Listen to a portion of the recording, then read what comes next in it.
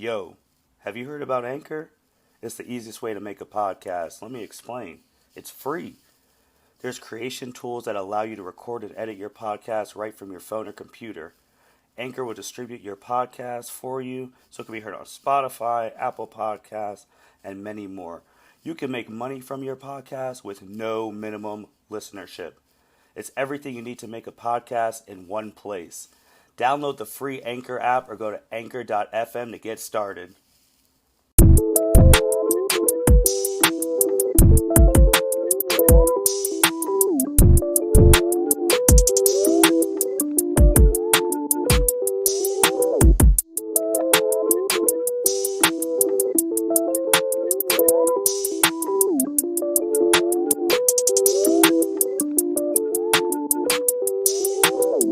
Welcome, everyone, to the L7C Podcast Wrestling Edition. And today, we're going to be reviewing the 2021 Royal Rumble that just happened this past Sunday on the WWE Network.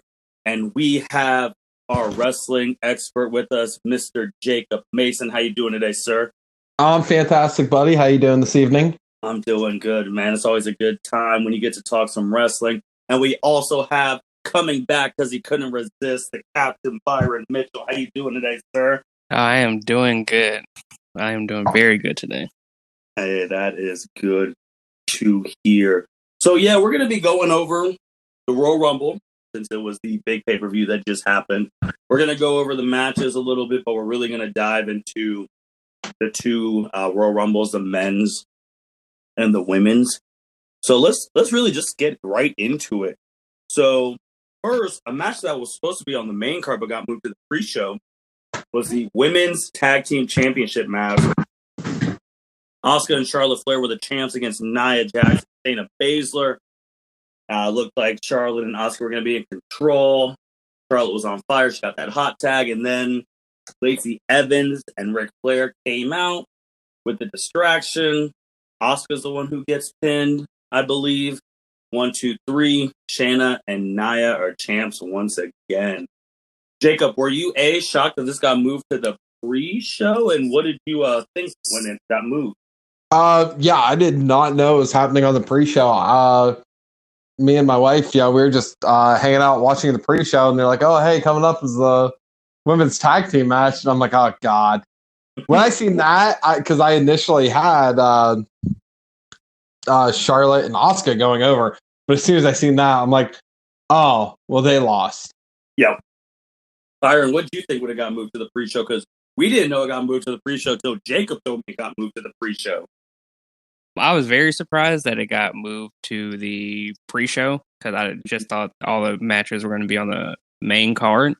And as soon as it got moved to the pre-show, I think me and you both said, "Oh shit," because we knew that if A, they were probably going to lose their tag titles, and B, that Charlotte was probably going to win the Royal Rumble.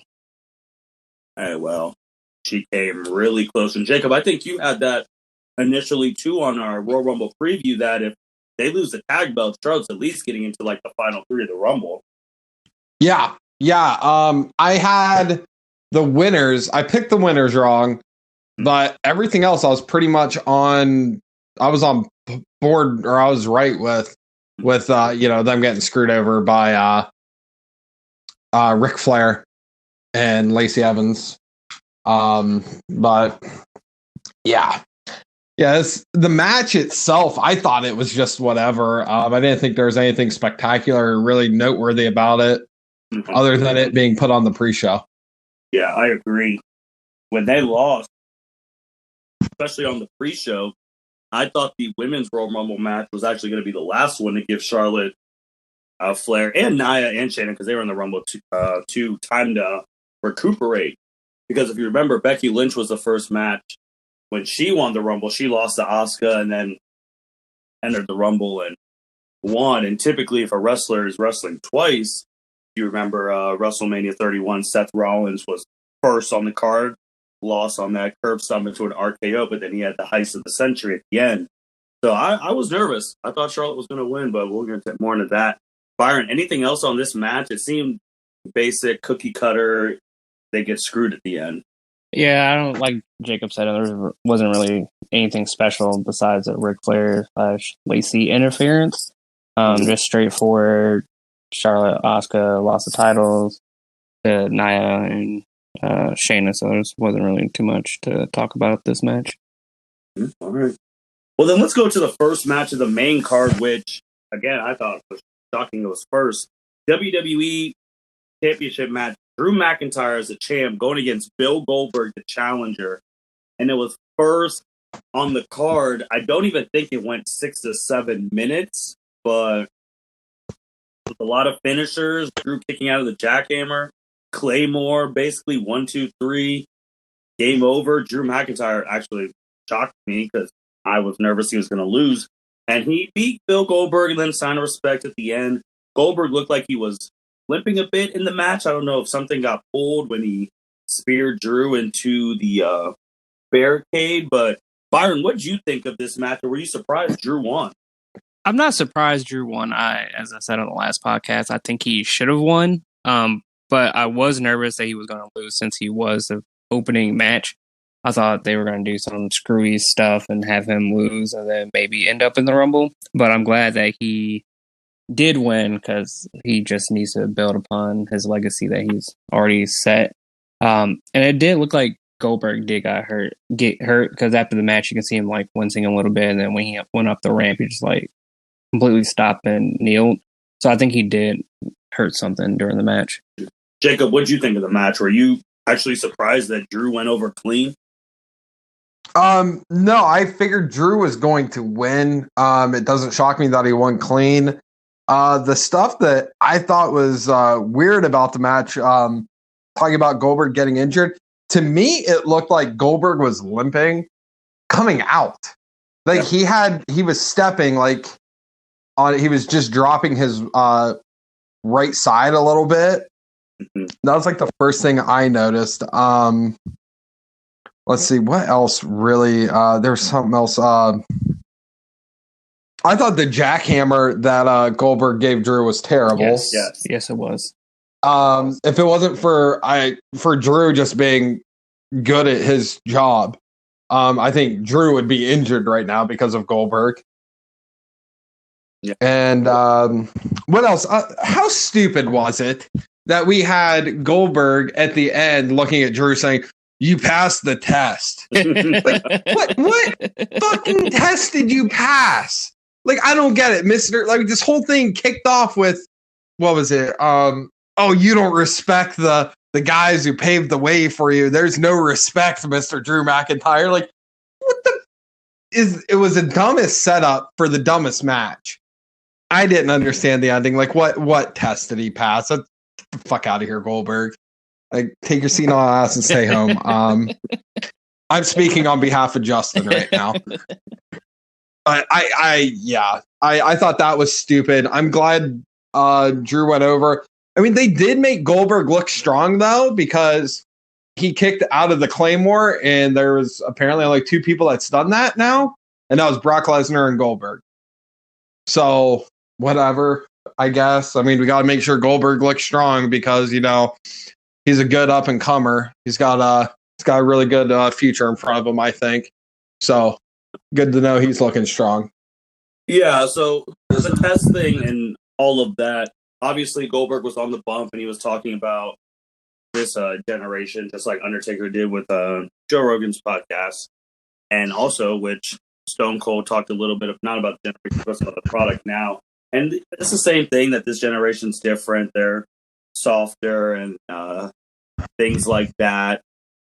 And I guess this was passing the test that you earned the respect of your current locker room because you beat Bill Goldberg and of fans and all of that, even though Drew should have fans' respect because this is a guy who came in as the golden child. I even forgot what his nickname was the chosen one. Yep.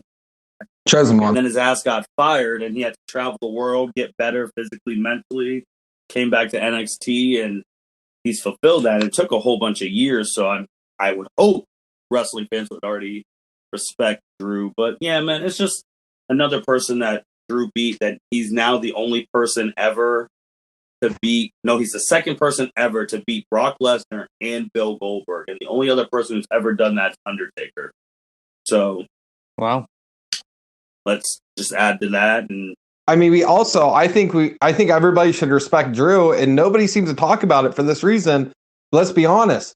Drew is part of the greatest 3-man band of all time. So I think everybody needs to respect them for that. Yeah, 3MB, 2 out of 3.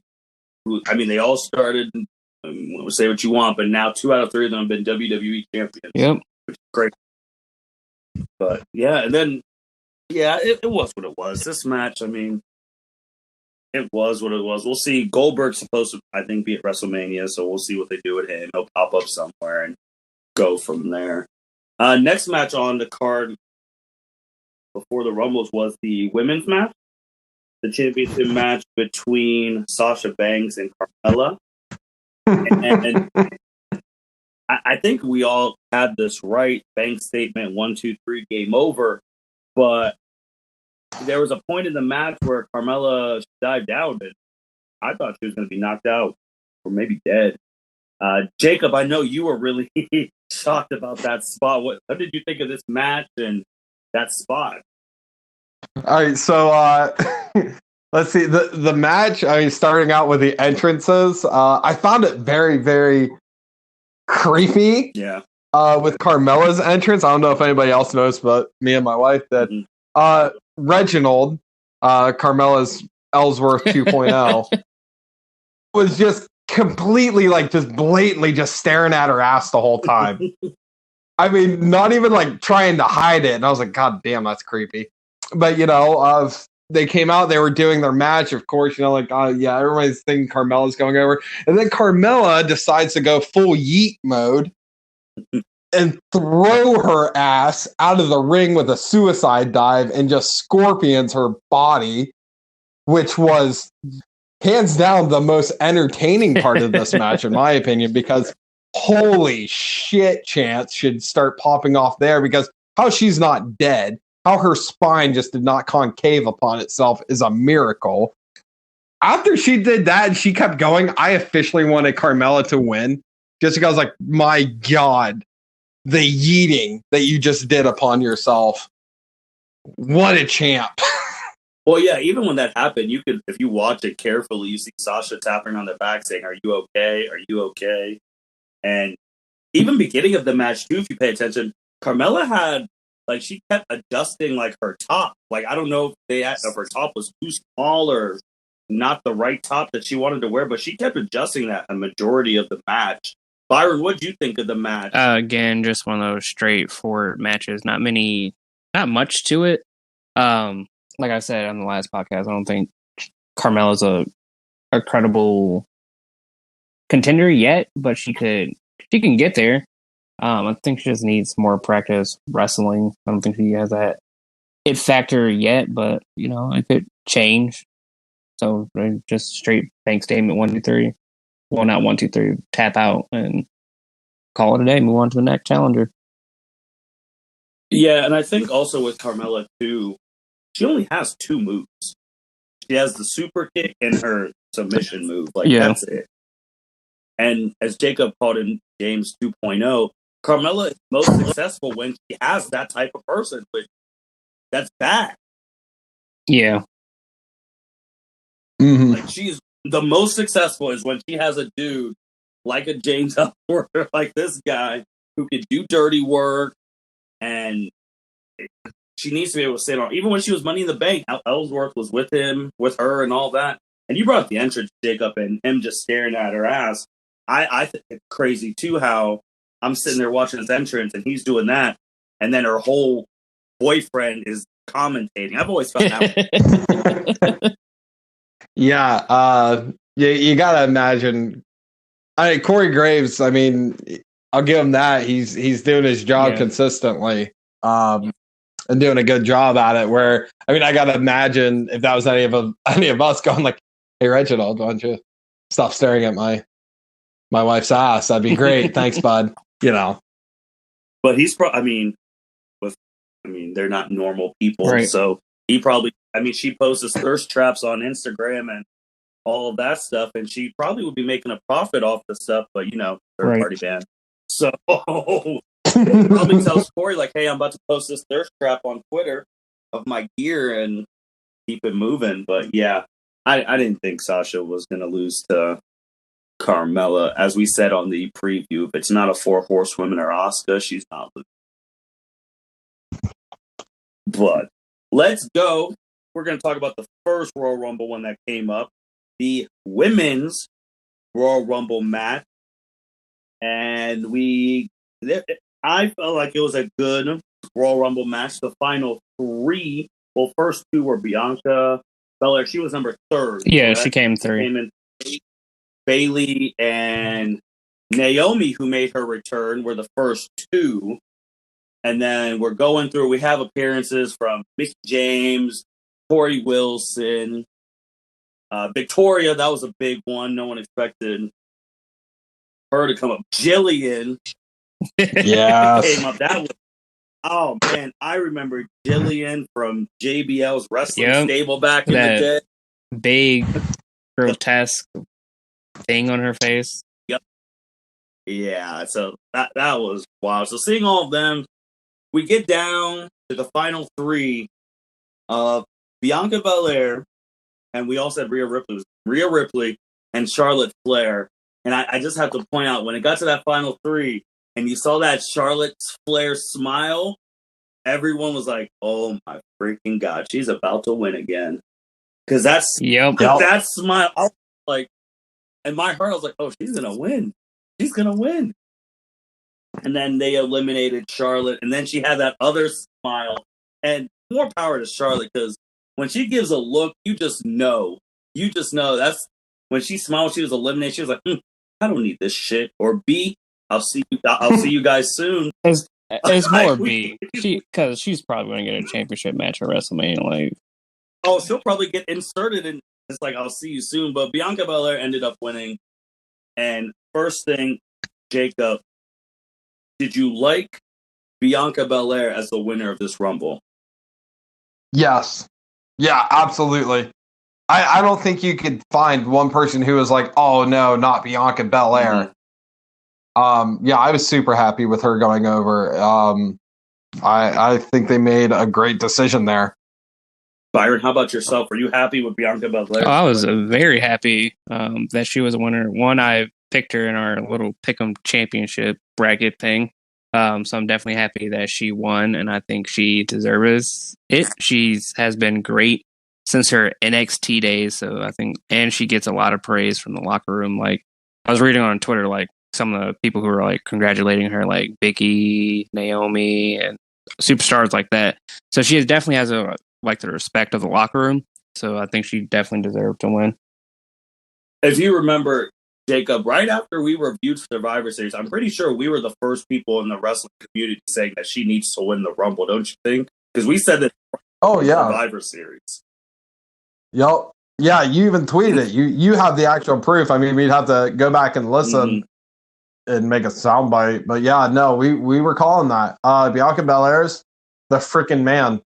I mean, no pun intended there, but like, she deserves it. What a wrestler she is all around. Yeah, and you even said yourself, Jacob, that she is really teetering, and you picked her to win. She was really teetering from, like, she could be a really good mid-carder too. If she wins this Rumble, you're looking at someone who could insert themselves in the 4 horsewomen, Asuka, now Alexa Bliss, top tier women, and you were right about that, man. Oh yeah, she's going to be the main event star, and someone who's not Team 4 horsewomen, Team Asuka, and that's good. It's great to see WWE making stars. Now, hopefully, this goes good, because it is WWE. So I have my doubts if they will screw this up. They shouldn't. This should be a no-brainer. But I've said that about a lot of things. Yeah, I agree with the making stars thing. And you brought up the man who, Becky Lynch, was at the Royal Rumble. I mean, she tweeted a picture of the curtains, and she congratulated Bianca Belair too. So, I mean, her coming out, we might be inching closer and closer to a Becky return. I hope so. which would shake things up. Byron, do you think was there any woman who got screwed in the Royal Rumble? Did they need more time in there? Should they have been in the final 3 or 4? Who was the fourth one in the final 4? Was it? I know Natty was in the final 5, but I can't remember who the fourth one was. Wasn't it Nia? No, because Lana eliminated Nia. Yep, which was the greatest moment of the night, greatest moment ever. Yeah.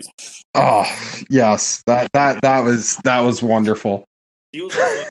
She was. I didn't expect her back that soon. I don't think anyone got screwed. I think everyone had their moment to shine. I like the stuff that Billie Kay and Jillian did. So I think every woman got a chance to shine. I don't think anyone got screwed out of winning the Rumble. Jacob, how about you, man? Do you think anyone got screwed that they should have been in there longer, or? Absolutely, 100%. Hands down, okay. Alexa Bliss.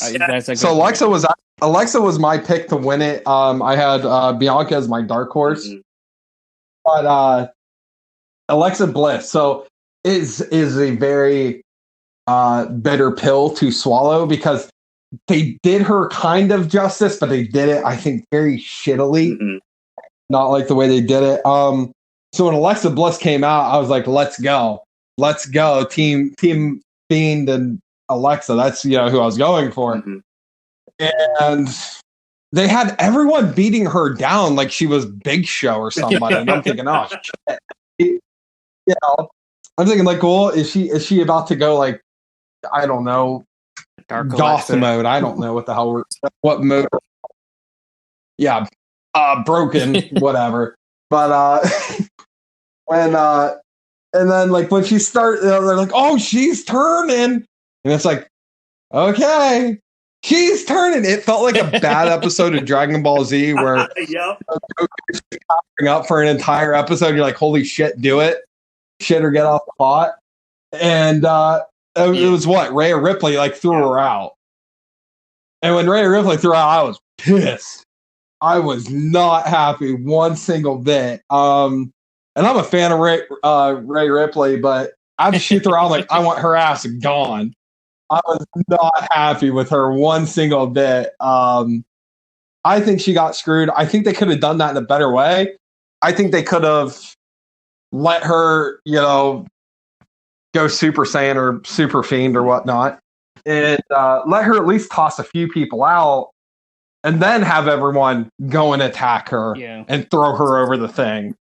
I think it would have been cool. I don't know. Like I said, I just wanted her to win. I'm just being a little bitch right now. No, I agree because the fact that just 2 weeks ago she pinned the women's champion Asuka and to go out like that, that was kind of weak. Like came in late and Byron, the other final 4. It was Natalia. Okay. And then, because she eliminated. And then for them to right. Yeah. And then for them to beat her up like that when she wasn't even transformed, that was bad. That Alexa Bliss, because it's like all that momentum, and then just to throw her out like that was tough. Breakout star, I want to go first. I think the breakout star of the Royal Rumble, the women's, besides obviously the winners and all, I think it's Billie Kay. Yes. 100%. Way to nail it on the head. She was so entertaining. I just couldn't handle it. I think there was a while when they split up.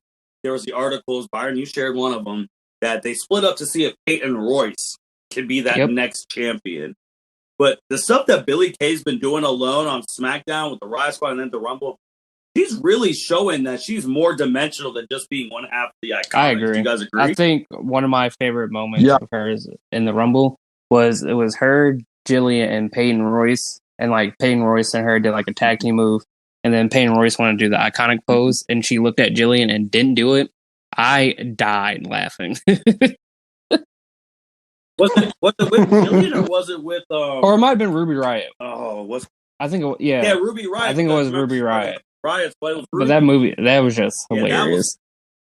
That was good, man. I think she was a breakout star, and I really hope WWE paid attention because if there was fans in there, she would have had that place rolling like R-Truth style. Yep. Were there any Yeah, Were there any 100%. other breakout stars in the Women's Rumble? She was Mm, just the only one I was headstrong. Like, this is a breakout for her. This was a moment. yeah, I was going to Billy Kay. You talked about it earlier. Lana eliminating Shockingly, yeah. Nia Shock of the night. Jax. I mean, I was cheering for Lana when that was all happening. I was super stoked to see all that go down. But Billy she should get a Yes. push. She needs more screen time. She needs Yeah. high mid card her ass right now. Have her do something, anything. I'll take it. Yeah, and I think the other person I just thought about was Rhea, because I mean, Jacob, on our podcast, we talked about how she was the second hottest thing in wrestling behind Becky Lynch. And then when she ran into Charlotte, her 2020 was god awful. Like, she had the issues where she couldn't come to America. She was losing left and right. So for her to be in the final two, I think that was a step in the right direction for 2021 with Rhea Yes, Ripley. I agree. I just wonder if she's gonna stay in NXT or she's gonna come up to the main card. Yeah. Were you surprised with, like, I mean, the first one we always had like Trish Stratus and we've had Lita, and this was Victoria Mickey James. Were the surprises, or just like, were you guys like, about the people who showed up, or besides Jill? I liked great. all the But surprise women that they had. I'm trying to think of anyone I wanted to see that I didn't. I'm actually surprised Sonya Deville wasn't in the Rumble. But she just literally came back 2 weeks ago, so I thought that maybe she would have been in the Rumble and like her and Mandy would have like had an interaction. So I guess that was one surprise that I had. Jacob? I was pretty of course I like seeing them keep the push the people that are there. I'd say probably my favorite surprise, I'm saying that with finger quotes here, was probably seeing Shotzi Blackheart. Oh, okay. Yeah. Her coming out and the shit she did with Billy Kay, shooting a whatever the hell it was at her face out of the tank she had. I thought that was hilarious. And then I thought she did good in the Rumble, and then she was the first one eliminated. But like, I enjoyed seeing Shotzi on there. Yeah, the only surprises I thought could have happened, because they're always in the rumor mill. Like, Eva Marie's been in the rumor mill for like 6 years now. I thought the Bella twins could potentially show up and have something with the Iconics. I know they've talked about, because in their legacy of tag teaming, they don't have tag team belts. So I thought maybe they could show up. My biggest one where I was just like, is she really that unsignable? Was Tessa. Because this would have been a perfect time to introduce her. Yeah. That, or she signed somewhere else right now and they just haven't announced it yet. That's true. We would have. Or is she still somehow under contract? Like with what was it, like WoW, like Women of Wrestling? And because of COVID, is her contract just being held up? Kind of like, do you remember like when all the Lucha Underground people were having issues getting out of their contracts and all that jazz? Yeah, I do, but I just remember everyone saying she's the hottest free agent, but she has too much baggage, and why hasn't she signed? So I was just waiting for her. Well, Bianca Belair winning, and I mean, I had to pick her. I said it in November. Where does she go from here? Is it pretty obvious that her, Sasha Banks, go at it at WrestleMania, go Asuka? I don't think she's going back to NXT to challenge Io Shirai, but now that's always a possibility because Charlotte Flair opened that book up. So Jacob, what do you think? Do you think she's going Io, Asuka, or Sasha? Sasha. I think she's going Sasha, and the reason being is because Charlotte's, I think, is going after Asuka at Mania. I agree. Byron, I think it has to be Sasha. One, she's on SmackDown, and then, like Jacob said, it's definitely they're building for a Asuka versus Charlotte rematch at WrestleMania. Yeah, and I think it's going to be Sasha too. And if they're giving time, they're going to tear the house down. I mean, they are. It's already built in itself. The EST versus the Boss. We already know Sasha will do business. She'll put her over, and that'll be a star. That will be the star-making match for Bianca. My only concern is if it's not I one-on-one. think they might add Bailey in. If they add some, it has to be one-on-one to be a full star-making thing. That's my only. I mean, you can have a star-making matches, triple threat matches. Like my favorite triple threat match at WrestleMania of all time, Chris Benoit versus Shawn Michaels and Triple H. Like, I think they made a star out of Chris Benoit that night. That's true, but how long was until he met after that? Randy Orton at SummerSlam? Yep, but I'm talking about, like, look at the one-on-one matches. Austin versus Shawn, Batista, Triple H, Cena, JBL. How long did those reigns Good last? point. I think you can do the triple threat. I mean, how are we not talking about the women's triple threat with the Becky Lynch, Charlotte, and Ronda Rousey? I'll bring that up. The reason I didn't bring that up is because that triple threat is the reason we don't have more women stars.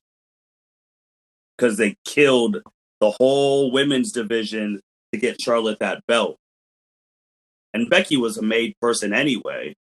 After that bloody thing with Nia Jax, which you're right. I mean, when she was holding those belts up, that was great. But it's the fact that I don't want anything sacrificed, because Byron remembers that Tuesday night where they're like Asuka and Flair for the title. We all knew, oh, there's only going to be one women's match at WrestleMania because Charlotte's about to win this belt. And the women were pissed about it. I was pissed too. They were pissed. No. And that, I would never forget. Yeah, I forgot about that. You're correct, sir. Oh, I'll never forget it either. I'm sitting here Tuesday like, wait, Asuka and Charlotte for the belt for no reason? And then she wins clean. I'm just like... For no reason. It really was for no reason. For the queen! Like Martin said, they really killed the SmackDown women's division by having Charlotte win that title, because Asuka should have retained, and then they should have had a SmackDown Women's Championship at that year's WrestleMania and have Ronda and Becky go one-on-one, because they had a fiery feud. Oh, yeah, it was personal, but they had to insert Charlotte. They had to. For that, I mean, to us, they didn't have to, but they had to. But let's move on to the next match. The Tribal Chief, Roman Reigns, defending his title against Kevin Owens. And we all know the result. Roman walks in, wins. But I enjoyed this match. Kevin put on a really good show. They did have the moment where I actually thought Kevin was going to win. When Roman was handcuffed. I was like, oh my God, Kevin's about to win. And Roman just grabs the ref, knocks him out before he gets to 10. That was perfect. Then you have Paul Heyman come out, and then Kevin loses. But Byron, what did you think of this match? Yeah, I enjoyed the match from start to finish. There were some good spots, like Roman hitting Kevin Owens with a golf cart. I thought that was hilarious. Yeah. Kevin Owens like frog smashing Roman Reigns off like what was like a tower of boxes. Just so many great spots and some good storytelling throughout the match. Obviously Roman won, which I thought he was going to win anyway, but they made Kevin look good during that match as well. Jacob, what do you think of the match, buddy?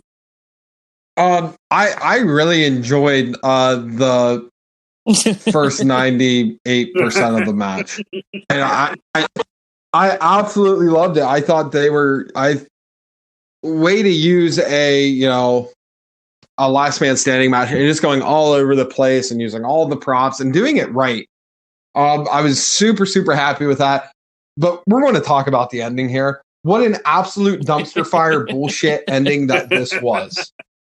Oh my God. Could we not try and protect Roman Reigns anymore? Like, holy shit. I understand Roman yelled, "This is pulling the ref and knocking him out." But then he's there for a solid, what? He was down for a minute and a half. Yeah, from everything I read, the handcuffs were like, I don't know, they were upside down and Paul couldn't, find the keyhole because it was on the opposite side or some shit. It's handcuffs. They're not complicated at all. And are you kidding me? We have a second ref out there who's just not counting. Just hashtag stop the count. It does not matter. Holy shit. I was what's pissed. crazy too? It just jolted in my mind. That would have been the way to break up Roman and Paul Heyman if Roman would have lost because of Paul's ineptitude and he would have beat the dog shit out of Paul to send a message on SmackDown. I just jolted in my mind as soon as you said that, Jacob.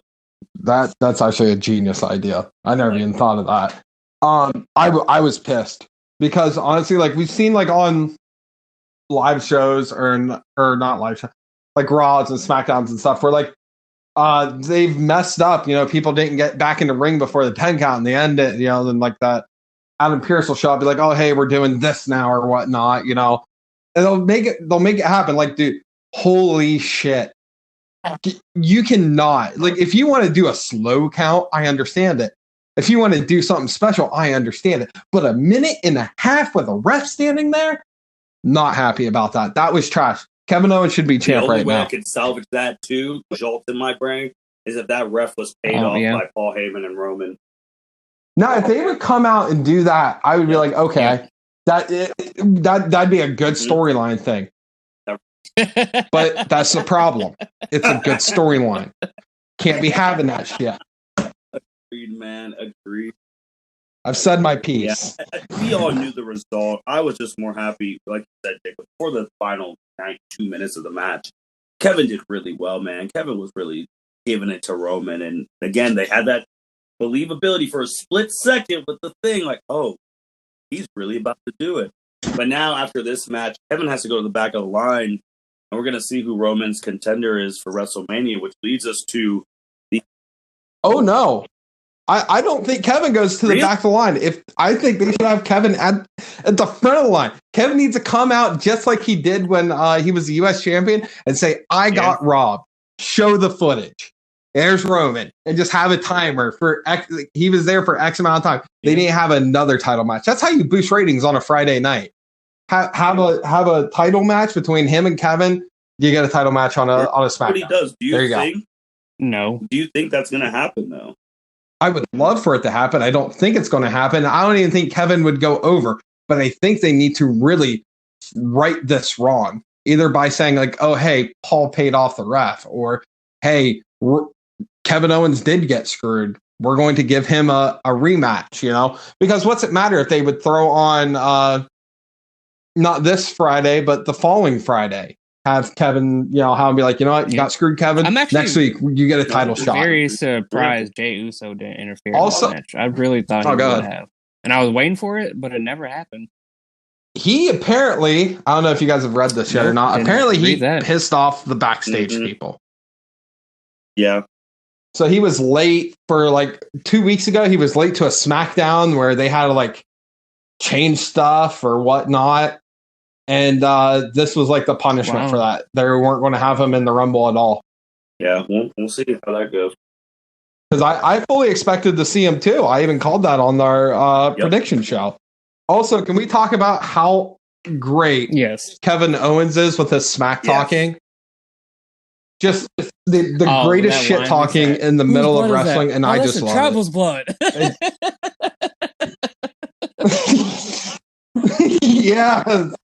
Well, people forget with Kevin Owens, you forget that this man, probably outside of maybe Brock Lesnar, Ronda Rousey, had one of the best starts on the main roster ever. Like when he confronted John Cena when John Cena was at the height of U.S. champ power, stepped on the belt, beat John Cena clean in the first pay-per-view. Like, I really thought they were about to really, and he had the trilogy with Cena and he lost 2-1, and they were all really good matches. I saw one live at Columbus Money in the Bank, which I think is the best match I've ever seen in my life in person. And I really thought they were going to strap this man to the moon and shoot him. Because as you said, Jacob, which I was telling someone else who was here, like, why do people like Kevin Owens? I was like, well, people can relate to him. He's a chubby white guy who's fighting. And yeah, I really think they need to after seeing Kevin perform, they really need to keep him in the main title thing. But Kevin, man, even when Kevin was the main champion. I mean, if you guys remember that, that was so entertaining before he got screwed by Goldberg. Hashtag fuck Goldberg. But yeah, let's go to the men's Royal Rumble because that was the main event of the evening. We already knew who the first two were coming out: Randy Orton and Edge. And WWE, if you ever listen to this, don't tell us who's coming out first and second, please. And we knew Natalya was coming number 30 for the women, so don't tell us that. Go back to the old ways. But we had them come out. They were going. There was a lot of surprises in this one, more than I think the women. We had a return from Christian, who I never thought was going to be coming back. We had a return from Carlito, who I never thought would ever be back. We had great spots with AJ Styles and Omos, and man, Omos is becoming a star. Like he's becoming very entertaining. And then we had returns of Seth Rollins, Braun Strowman was in there. The hug between Edge and Christian. We had the Hurricane come in there as well. Randy Orton gets hurt. He's out for a bit. He had an RKO party beforehand. And believe it or not, Edge, who entered number 1, wins this Royal Rumble. And Jacob, are you happy with Edge winning it? Yeah, I'll take that. I didn't have Edge winning it. Well, actually, kind of funny. If you remember, it's been a minute. It was one of our first podcasts. I talked about possibly Edge winning the Rumble and facing Randy Orton, but that was when Randy was still champion. Yes, I do. Yes. So I didn't have Edge going over on this one initially, but I'm super happy with that. I mean, I'll take it. There was stuff in the Rumble I didn't like. There was stuff I did like. But all in all, I was happy with it. Byron, were you happy with Edge winning? I like Edge, and this will go into my part-timer rant. Because you knew it was coming. I will be 100% happy if Edge can be a full-time champion if they do decide to put the belt on him at WrestleMania. I like Edge. I've always liked Edge. I think he's one of the fantastic wrestler. Great on the mic, great in the ring. I just want him to be a full-time champion. Now, I kind of feel like they may be going in that direction because he is supposed to appear on NXT tomorrow. So we'll see how that goes. But if they do put him on the championship on him, I would just like him to be a full-time champion. That's all that I ask. I was shocked that Edge won. One, because he was coming in number 1. I didn't think he was going to outlast everyone and be the champ. Jacob, I was with you back then, man. Because when Randy Orton snatched that belt from Drew, I thought they were prepping the seeds for them to be the main event. Edge wins and beats Randy Orton. But with Edge winning now, I don't know, because Byron, you're saying you're happy with Edge winning, but Edge is the second oldest person to ever win a Royal Rumble. The only person older than him was Vince McMahon, which I don't even count that. He is the oldest. Edge is the first Hall of Famer to enter a Royal Rumble and win. And I mean, I'm happy for him because he never lost that title. But the fact that he came back last year, and then he's here this year, then he wins the Rumble.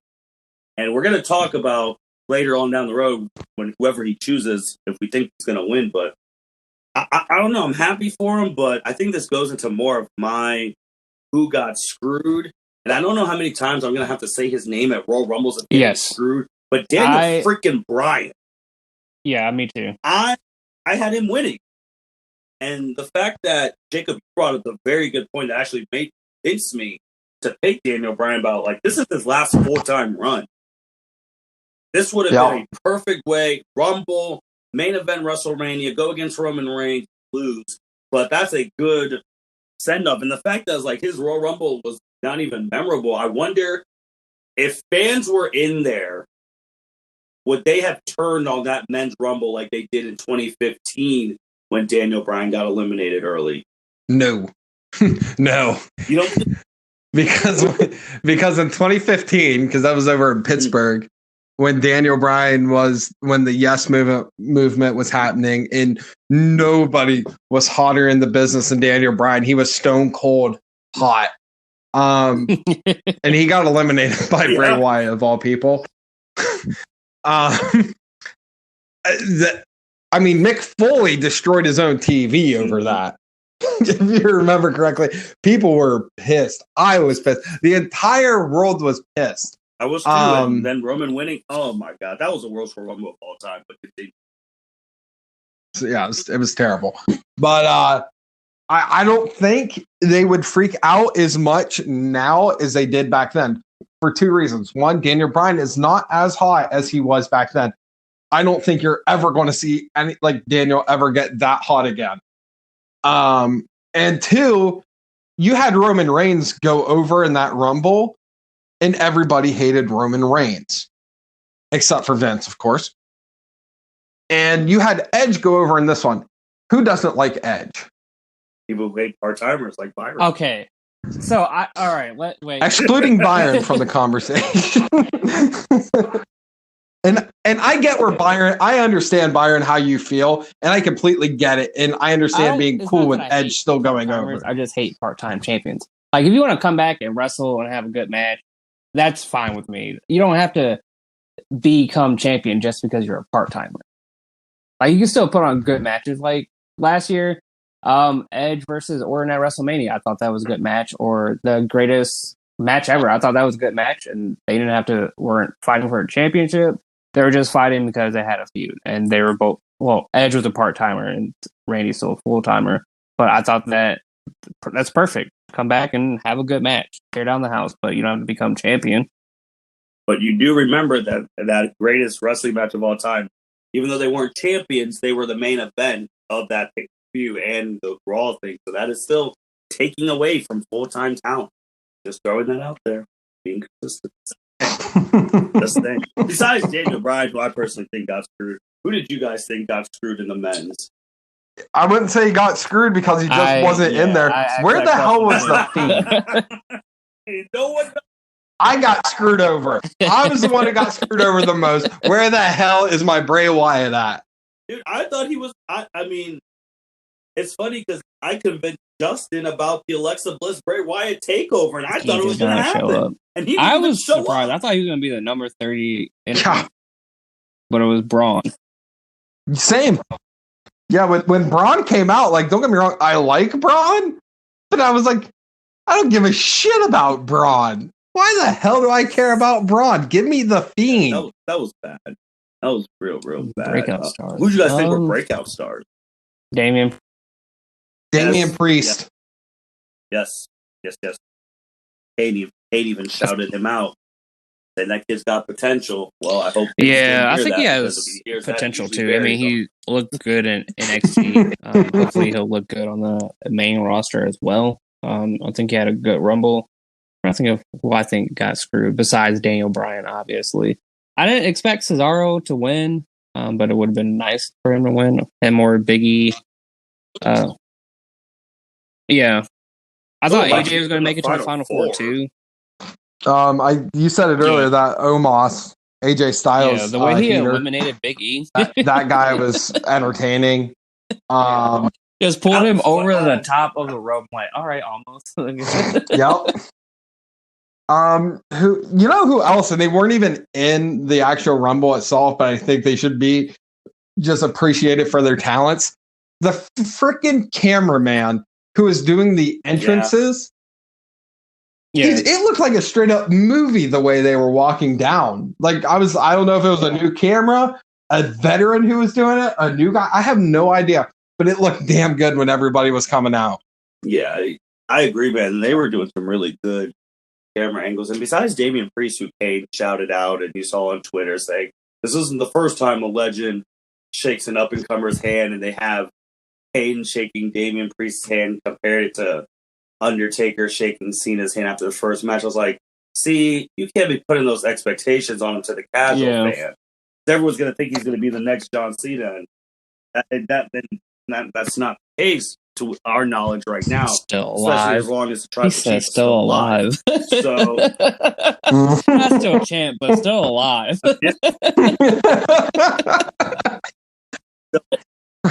And I'm not going to lie, too, when when if you weren't educated and Edge thought he won, and Randy Orton came out and RKO'd him, I got hyped. I really did. Because I was like, you know what? I honestly thought Randy was about to win when he came back and RKO'd him. I was like, all right, Randy's about to win. And I'm okay with that.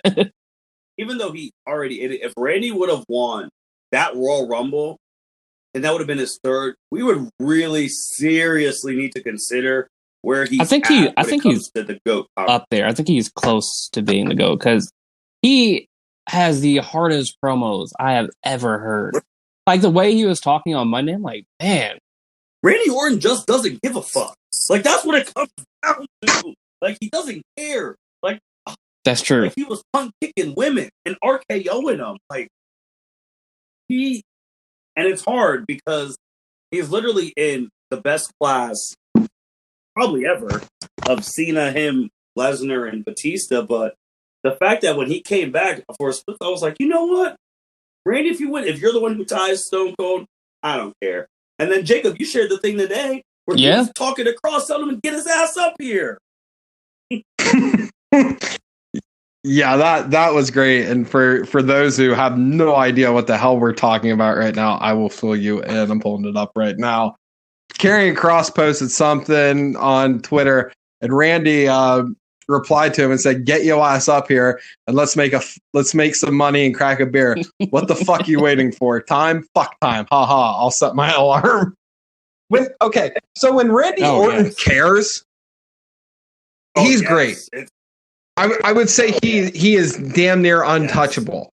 The problem is, I feel like there's a lot of times where Randy just does not give a shit. And I'm not saying that in the funny way, like when he's cutting a promo or something like that. I'm just saying, like, he's just boring as shit half the time to me. He's either on it to the next level, and I'm like, damn, this is great, or it's just like, it's Randy Orton, right, whatever. Because everyone, like Ric Flair said that too, like, it's so natural to Randy, it's like, he doesn't have to put that much effort. Like, so naturally, like, when he cares, you're just like, I was just thinking about this. Like, of that Legends night, when he was just talking shit to all the legends, that was amazing. Like, Randy Orton gets to a point where he just doesn't care. He was asking Stone Cold, like, bro, why the hell have I haven't been on your pit podcast? And Stone Cold's like, patience, Randall, patience. So, obviously, Christian, and then that was really cool. But where does Edge go from here? Like, what champion does he challenge? I think it's Roman because I keep seeing reports or rumors that it'll be Edge versus Roman at WrestleMania. Yes, I think it's the spear versus the spear. I mean, Byron, you get your wish because there ain't no way in hell Edge is beating Roman Reigns for that belt. I mean, like I said, if he becomes champ, I just want him to be a full-time champ. That's all I ask. But if he goes, I have no idea. I think you probably will have like a number one contenders match at a pay-per-view to decide. I think the Fiend goes after Drew. I agree. He needs to show up to work. Yeah, if he shows up, if he doesn't give me a freaking aneurysm by Mania, but I think you're going to have Drew versus the Fiend. I mean, I know last night on Raw it was Sheamus, and don't get me wrong, I don't mind Sheamus, but does anyone actually care? No, not about Sheamus. You remember he also had a hot ass start too when he beat John Cena's first pay per view for the WWE title. Mm-hmm. Yeah, and I mean Sheamus, he's a Hall of Famer, first ballot. The dude has literally won everything: Royal Rumble, Money in the Bank, the titles. Like, he's first ballot, but right now, that's fair. Jacob, and he cashed in on Roman Reigns, which made me happy. That was a moment, but and the only reason, man, I don't even want to get into that situation because Seth for injury, and it was Roman versus Dean in the championship, and we knew where that was. But we know what this Drew and Sheamus thing is. This is going to be a filler match at an Elimination Chamber thing like that before Drew has his main match at WrestleMania. We know what it is, but I'm interested to see. I think the Fiend's the number one person who should go after Drew, because then my dream and predictions that I've been saying still alive of the Fiend and whatever Alexa Bliss is, running Raw as the champions, but let's go. Make it I happen. was just now about to that say, making if happen, Charlotte, the only one who could stop if Charlotte that, wins at Flair. WrestleMania, I don't see them having Bliss win the championship. Yes, But Becky. now also too, Becky's coming back, so Probably not, but Yeah, we're not going to see Becky until SummerSlam. for sure. Probably not. I could see her showing face at Mania. Yeah, I could see her making an appearance, like, oh, hey, like, slow wave. But she's not, I don't see her really doing anything. I mean, maybe she'll do something in the ring, hip toss somebody. I don't know.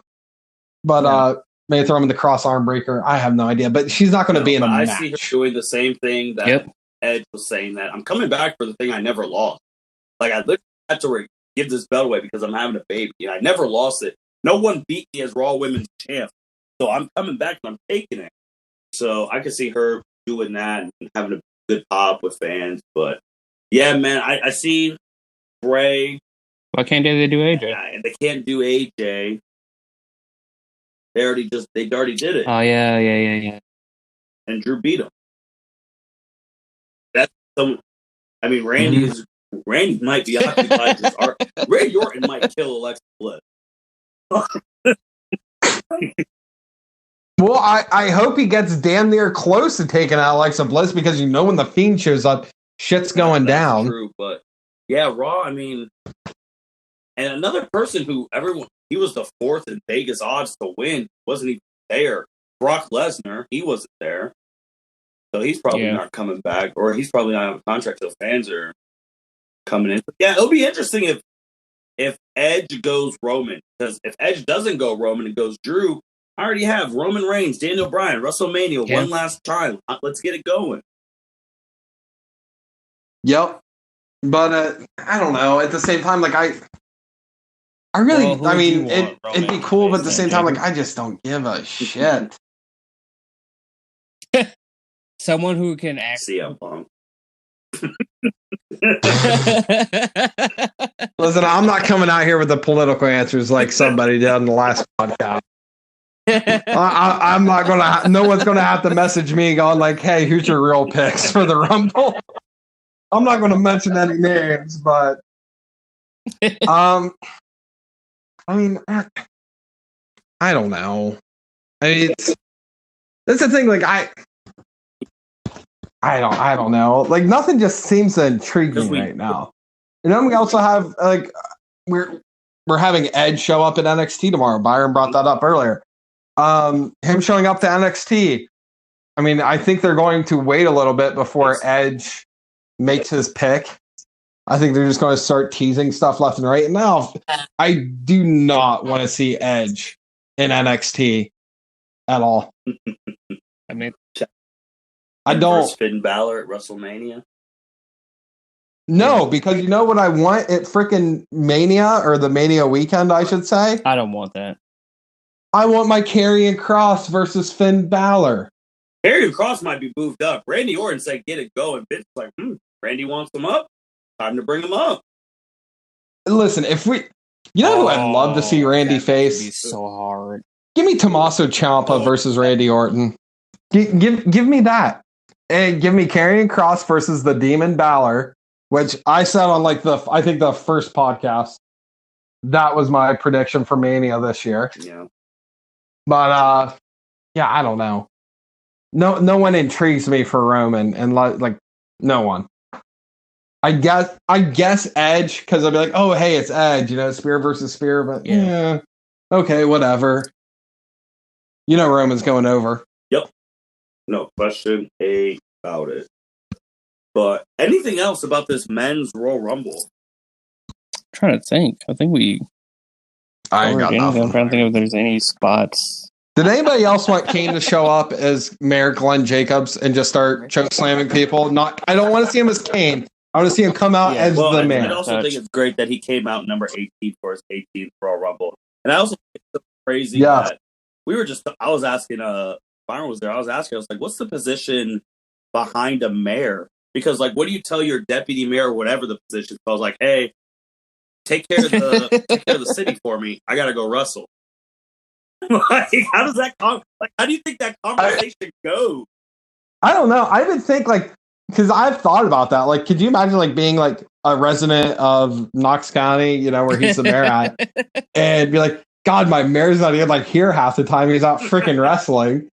But at the same time, if I was Kane, because you know he's got to have money hand over fist, where he'd just be like, hey, any money I make goes towards this local charity or something like that. I mean, that'd be where it's at. Yeah, no, I agree. That was really cool. Anytime he comes back, I'm like, dude, this guy's and that kind of pisses me off too. That this guy's a freaking mayor. Like who? Where the hell are you other people John at that Cena? don't show up? Oh, I mean, John Cena. I mean, the reason that he can't because he can't be at WrestleMania this year is because he's in Canada. Oh, true. Canada won't let you leave and come back. That's the only reason he's not at WrestleMania. He won't be this year. Could be. Or he's just lying to us and then he's going to randomly show up. Okay. All right. Or maybe he was there and we just couldn't see him. Oh. Yeah. Which is crazy. I mean, the guy's been at 20 straight of them. So that's wild. But nah, I think this final grade for the Royal Rumble pay-per-view, what are you giving it? Jacob, I'll start with you. I'm going to give it a... Yeah, I was going to say A- too. I'll give it a B+ or an A-. I'm going to go B+ because I just feel like there were some good surprises. Royal Rumble is just like you never know who's going to show up. I was really waiting for Triple H to pull a rabbit out of his hat and have like a signee out of nowhere, like in years past, show up or like a Cena, Lesnar, things like that, and for the women. But I did enjoy this Royal Rumble. I enjoyed some of the moments. It's crazy that I really, really like those two smirks by Charlotte Flair because the confidence that came off those freaking teeth. I was just, God, I'm so that's confident in life. You just know you're gonna win later down the road. But I enjoyed the winners were good. I think it was one of those Royal Rumbles where there's not that many people mad about the winners. Now the directions they go, road to we're WrestleMania. going to be talking about that in earnest because we're on the road to WrestleMania, guys. Like we got our Royal Rumble. We're going to be finding out the card and seeing where things go from there. Before we do end, I do want to shout out because they've built so much cash sales. Yes, I do want to shout out the New Day for the Brody Lee gear. Yeah, they didn't. And his wife, when she found out, she's like, "Those are just I didn't know they were doing that." Those are three great guys. They're one of my favorite factions. Yeah. All right. Well, Jacob, any last words, man? Not really. Jay White's staying in Japan, but that's going to be for the next podcast. We're going to go back to talking about everyone. We just, Royal Rumble, WrestleMania, we got to hit on these, but we're going to go back to talk about everyone in the next one. I don't have any last words, but if you guys do a review episode for the next pay-per-view, count me in. Hey, you guys Byron's trying to be a resident wrestling guy. No, it's because is it because you came around the number one podcaster on the L7 talk about?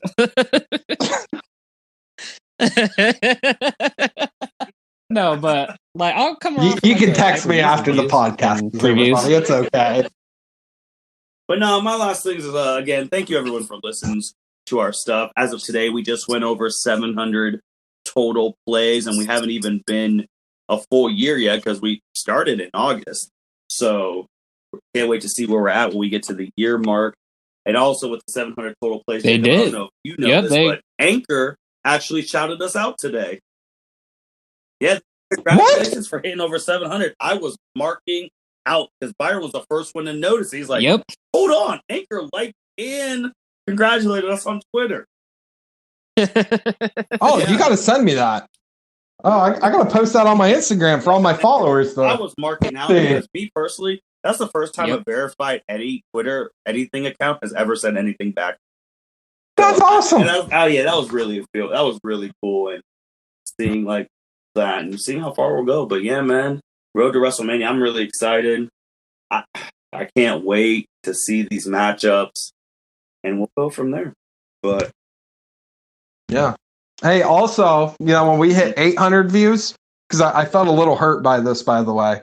When we hit 800 views, I fully expect you to post on the Instagram like, hey, shout out to the most consistent podcaster we have, Mr. Jacob Mason. Well, Follow I will at say Holly this, Mason. Every 100 ones, I typically only shout out the person's episode who just came out who got it over. You're right, Jacob. Can't be having that, buddy. But I already have a pre-planned like super long thing for. Can't wait to see the shout outs for 1K. All right. Yeah, but Chelsea's one's the one who came out today, and then we reached over 700, so she got the shout out. But with that being said, keep listening to all the stuff. Thank you everyone for listening to the L7C podcast. Thank you, Jacob and Byron, for being on. We love wrestling. We're always going to keep talking wrestling. And you all have a great day. Take care. Road to wrestling. Thank you for listening to this episode of the L7C podcast. Be sure to like, rate, review, and subscribe to the channel. Follow us on all social media platforms, and we'll be talking to you guys soon. Take care.